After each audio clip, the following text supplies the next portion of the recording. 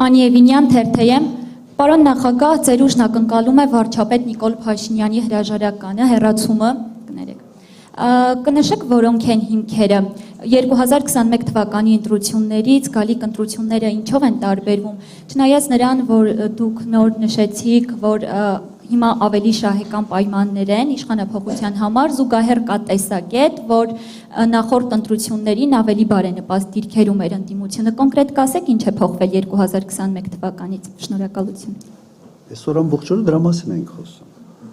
Հիմա ես պիտի բան անեմ։ Մի հատ դուբլ անեմ, երկը շատ բան է փոխվել։ 21 թվականի ամենից մեծ խնդիրը մեր գնահատմամբ եղել է շոկը, որը ժողովուրդը ապրել է պատերազմի հետևանքներից։ Հաղթում ենք, հետո պարզվեց, որ հաղթելու պարտվել դա սինոնիմներ են եւ պարզվեց, որ համարյա նույնն է։ Եվ այն ժամանակ պատերազմ վերսկսելու վախը ամենից մեծ գործոնն էր։ Բացի դրան 18 թվականի տված խոստումները, սոցիալական հարցեր կլուծենք, այս կանենք, այն կանենք, շատ էին։ Եվ մի մեծ հսկայական միամիտ զանգված, որը հավատում էր։ Հիմա ես կառաջարկեի դուք հարցին նայեք հետևյալ անկյան տակ։ 21 թվականին ընտրություններին ինչ պլատֆորմում է հանդես եկել քաղաքացիական պայմանագիր կուսակցությունը, ինչ խոստումներ է տվել։ Եվ փորձեք հիմա գնահատել, թե այդ խոստումների որ մասն է կատարված, ընդհանրապես ինչ որ մի բան կատարված է, թե ոչ։ Բացարձակ 99%-ը սուտ էր։ Հիմա հարցը ավելի շատ հետևյալի մեջ է։ Մեր միամիտ քաղաքացին քանի անգամ է պատրաստ խաբվել։ Ես դրա բանը չունեմ, դա գնահատականը չունեմ։ Բայց հարցը հետևյալն է, քանի անգամ է պատրաստ խաբվել։ 1 անգամ, 2, 5 անգամ, 100 անգամ։ Անցած անգամ ես մի բան էի ասել, բրիտանական մի ասացված կա, չէ՞, որ ասում է, բան, եթե մեկը քեզ խաբել է 1 անգամ ամոթ իրեն, եթե երկրորդ անգամ ամոթ քեզ։ Հիմա մենք մեր միամիտ քաղաքացիների քանակը ինչպիսին է։ Սա ուղղակի հարցը ձեր պատասխանին։ Համեմատեք ինչ է խոստացվել, ինչ է արվել։ Իմ ամենից մեծ խնդիրը քաղաքականությամբ զբաղվելու նա է, որ ես մի քիչ լուրջ եմ վերաբերվում իմ խոստումներին, իմ ասացին, իսկապես լուրջ եմ վերաբերվում։ Նախագահ եմ եղել, ես չեմ խոստացել, որ թոշակները 6 անգամ կբարձրանան։ Չեմ խոստացել։ Ասել եմ, բա որ չստացվի, հետո ինչ 30 պիտի մարդկանց հետ հանդիպեմ։ Միշտ ասել ես շատ ավելի փոքր, արել ես կրկնակի ավել։ Դուք հանեք 2003 թվականի իմ նախընտրական խոստումները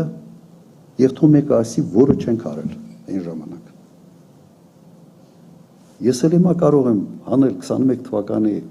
ԿՊ-ի խոստումները եւ չեմ կարող գտնել, թե ինչ են արել։ Հիմա հիմա ստիպված սկսում են խոսալ խաղաղությունից։ Հիմա միթե սա բավարար չի ենթադրել, որ մեր ժողովուրդը վերջապես, ասենց ասեմ, աչքերը բացվել է։ Վերջերս ինչ ասել, ասեց, այսքան զոհեր պիտի տայենք, Ղարաբաղ պիտի կորցնենք, որ մեր աչքերը պարզվեն, չէ՞։ Ես համարում եմ, մեզ պետքա ոչ թե մարդ, որ գա 5000 զոհ տա, 12000 վիրավոր, որ աչքերը բացվի։ Մեզ մարդա պետք, որ գա այդ պաշտոնին նստի արդեն աչքերը բացված։ Հասկանում եք, աչքերը բացված։ Սա է պետք երկրին։ Բայց հենց պատերազմից հետո ընդդիմության շանսերը ավելի մեծ չէին այդ բարակայում, որովհետև եղավ պատերազմ 20 թվականին։ Պարզվեց, որ ես էլ այդ հույսը ունեի։ Պարզվեց, որ մեծ չէր։ Պարզվեց, որ դեռ ասենց խոստումներ տալու, հիասթափվելու հանգամանք հələ չաշխատեց։ Կա մի մեծ զանգված ապաքաղաքական։ Կա իսկապես, նայեք, ամեն քառորդը աղքատ է Հայաստանում։ Այդ հələ չհաշված, որ մենք ունենք աշխատող աղքատներ, որովհետև նվազագույն աշխատավարձը չի փակում նվազագույն զամբյուղի ծավալը, չի փակում։ Իրական պատկերը ավելի մեծ է։ Այդ մարդկանց համար կենսական նշանակություն ունի իր սառնարանի վիճակը։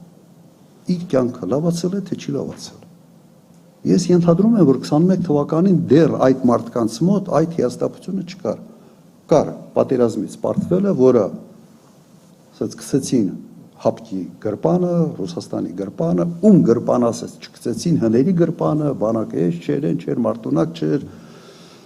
զենքերը հին էին։ Հիմա ում գրպանն են գցելու 8 տարի իշխանության մեջ լինելով։ Ում գրպանն են գցելու, որ թոշակառուի թոշակը չի ավելացել։ Բայց դու տարեկան $1 միլիարդ պարտք ես վերցրել, ամեն տարի։ Դա ում գրպանն են գցելու։ Քոչարյանն է մեղավոր։ Մի քիչ տրամաբանված դաշտում մտածող, վերլուծող կամ ընդհանրապես ստերին չհավատող մարդկանց համար ես կարծում եմ սա բան ակնհայտ է։ Դա ինձ որոշակի լավատեսություն հաղորդում է։ Կամ ի զանգված, որ է դժվար է լինելու աշխատել։ Ընդունում եմ նաև սա։ Ուղղակի խնդիրը այդ զանգվածը ինչպիսինն է։ Բայց դուք այդ հարցի պատասխան ունեք, թե չէ։ Իսկապես այն ինչ որ այդ մարդկանց կյանքը քիչ լավացել։ Եթե ընդհանրապես փող չունես, ուրեմն եթե նախարարը չպետք է 9 միլիոն դրամ, 8-9 միլիոն դրամ պարտիավճար ստանա։